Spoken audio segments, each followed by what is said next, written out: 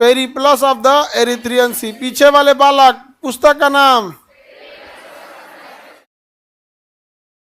Periplus of the Erythraean सी। काज ने कौन लिख के चल गया पता नहीं चला, इसलिए इसे कहा जाता है अज्ञात की रचना, अज्ञात की पुस्तक। अज्ञात की पुस्तक पेरिप्लस ऑफ द एरिथ्रियन सी में कहा गया है कि कनिष्क के समय यहाँ पर दो प्रमुख बंदरगाह थे। एक सोपारा बंदरगाह था, महाराष्ट्र इधर बंगाल के क्षेत्र में बंदरगाह था, और महाराष्ट्र के क्षेत्र में बंदरगाह होते थे, और फारस से इनका क्या होता था, व्यापार होता था। कनिष्क के समय देख लेते हैं, कुषाण वंश था। कहाँ से आए थे कुषाण वंश वाले? मध्य एशिया से। यह मध्य एशिया में यूची कबीले 5 भाग में था, उसी में से एक कबीला कौन था? कुषाण थे। कुषाण वंश मध्य एशिया से आए थे आमू दरिया नदी को पार करके। मध्य एशिया में कौन सी नदी बहती है? आमू दरिया था। कुषाण वंश के संस्थापक कुडुल कडफिसस। कौन थे? कुडुल कडफिसस। किस धर्म को मानता था? शैव धर्म को। इस वंश का अगला शासक भीम कडफिसस, ये भी किसे मानता था? शैव धर्म को मानता था, और महेश्वर की क्या किया था? उपाधि धारण किया था। इसके सिक्के में कौन सी लिपि थी? खरोष्टी लिपि। शिव पार्वती एवं त्रिशूल की आकृति बनी होती थी किससे? सिक्कों पे। खरोष्टी लिपि में लिखा हुआ था। कुषाण वंश का सबसे प्रतापी शासक, राज्याभिषेक कब कराया? कैलेंडर का नाम शक संवत। अपनी राजधानी कहाँ बनाया? पेशावर को बनाया।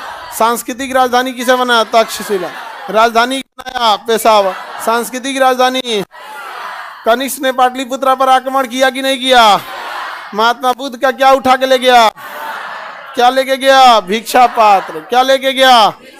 और एक दार्शनिक अर्थात शिक्षक किसे ले गया? अश्वघोष। अश्वघोष को इसने राजकीय कवि का दर्जा दिया था।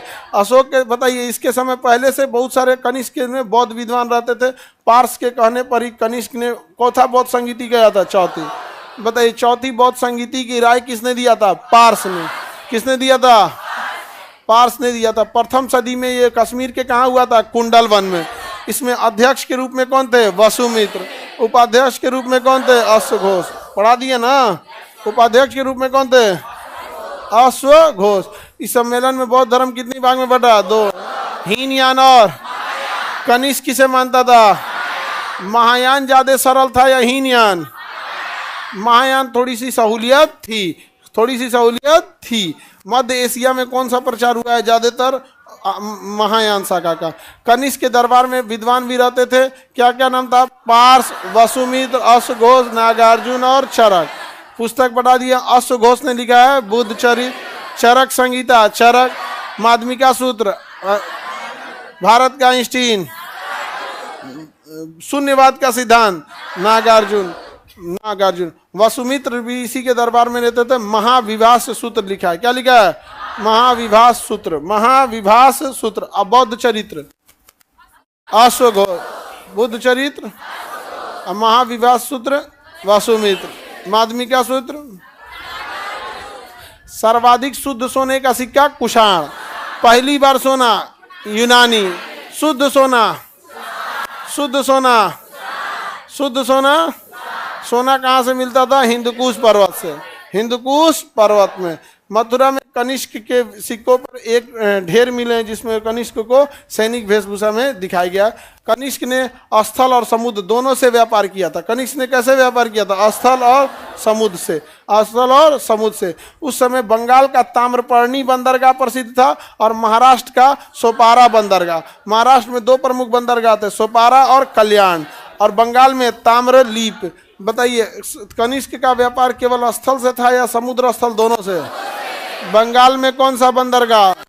ताम्रलीप बंदरगाह। बंगाल में, बंगाल में, महाराष्ट्र में सोपारा और कल्याण। महाराष्ट्र में सोपारा और कल्याण। महाराष्ट्र में सोपारा और कल्याण। सोपारा और कल्याण। अज्ञात की रचना पेरिप्लस ऑफ द एरिथ्रियन सी किसने लिखा है?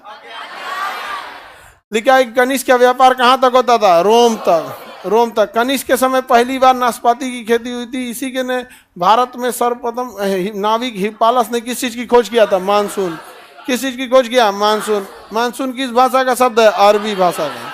इसका अर्थ होता है कि दिशा बदलने वाली पवन।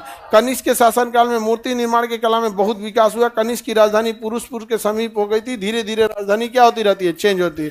कनिष्क को क्या कहते हैं, द्वितीय अशोक। कनिष्क को क्या कहते हैं, द्वितीय अशोक। इसे सैनिक वेशभूषा में भी देखा गया, हालांकि सबसे ज्यादा सैनिक वेशभूषा में समुद्रगुप्त को देखा गया, लेकिन कनिष्क को भी सिक्के में किस रूप में देखा गया है, सैनिक वेशभूषा में। कनिष्क की मृत्यु कब हो जाती है, 105। कनिष्क की मृत्यु हो जाती है 105। उसके उत्तराधिकारी योग्य थे, जिस कारण यह वंश क्या हो जाता है, छोटे छोटे राजवंशों और सामंतों में बढ़ जाता है। बड़े अधिकारी को क्या कहा जाता था, सामंत। उनके पास जमीन होती थी। इसी वंश के अंतिम शासक के रूप में वासुदेव की चर्चा होती है। इस वंश के सामंतों ने आगे चल के कौन सा वंश स्थापित कर ले, तो गुप्त राजा किसके सामंत थे, कनिष्क, यानी कुषाण वंश के सामंत थे। किसके सामंत थे, कुषाण वंश। कुषाण वंश के सामंत थे। कनिष्क समझ में आ गया, कुषाण वंश। रेशम मार्ग समझा दिए। रेशम मार्ग किसका था, चीन का था। एशिया और फारस यूरोप को बीच में आपस में जोड़ने वाला मार्ग रेशम मार्ग। दक्षिण मार्ग हिंद महासागर से होकर जाता था, और जो स्थलीय मार्ग वो कहाँ से होकर जाता है, कश्मीर से होकर जाता था। कश्मीर के आगे जाएंगे पाकिस्तान में तो हिंदुकुश पर्वत मिलेगा। कनिष्क ने रेशम मार्ग पर क्या कर लिया था, अधिकार कर लिया था। यह मार्ग चीन के क्षेत्राधिकार में आता था। कौशेय शब्द का प्रयोग रेशम के लिए किया जाता है। रेशम के लिए किस शब्द का प्रयोग किया जाता है, कौशेय। किसका, कौशेय। तो रेशम को उस समय क्या कहा जाता था, कौशेय। रेशम को क्या कहा जाता है, कौशेय।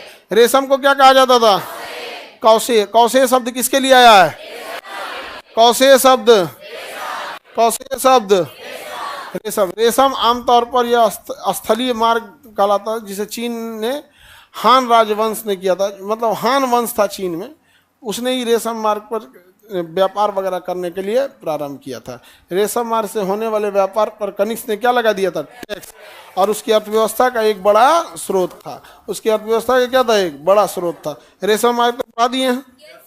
टैक्स से बहुत अर्थव्यवस्था जाती है। जैसे आप अपने दुआरी के सामने कह दीजिए कि जितना गाड़ियां जाएंगी उस पर हम 50-50 रुपये क्या लेंगे, टैक्स लेंगे, तो तुम्हारे यहाँ से जितनी गाड़ियां जाएंगी उस सब पर टैक्स लिया जाएगा।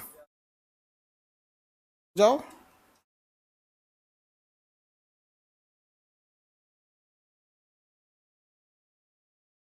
तो हम ऑनलाइन देंगे, वो ना देगा लोग।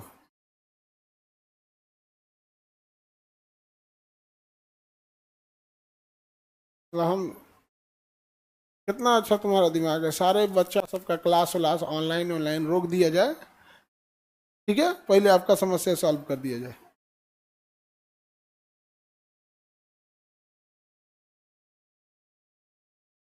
बैठो जाके, नहीं, चलो चुपचाप शांति से जाओ।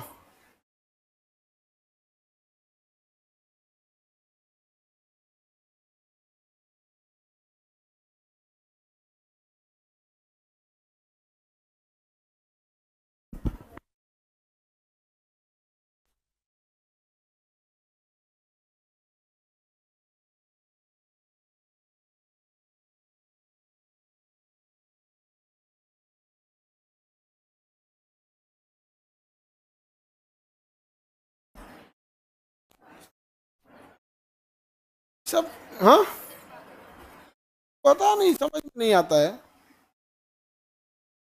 कि कहाँ से इतना पागल रहते हैं। तो बीच क्लासवा में से उठ के तुम यहाँ आओगे अपन समस्या बताने के लिए। यहाँ अपने आप को स्पेशल समझना छोड़ दो लोग, चाहे लड़का हो या लड़की। गजब का, इसको कॉन्फिडेंस नहीं, बदतमीजी कहते हैं। उसको बस इसलिए छोड़ दिए थे कि उसके पिताजी फौज में हैं, और उसका उसको ना हमेशा उसको हफ्ता में 4 दिन कुछ ना कुछ घटल रहेगा। हाँ,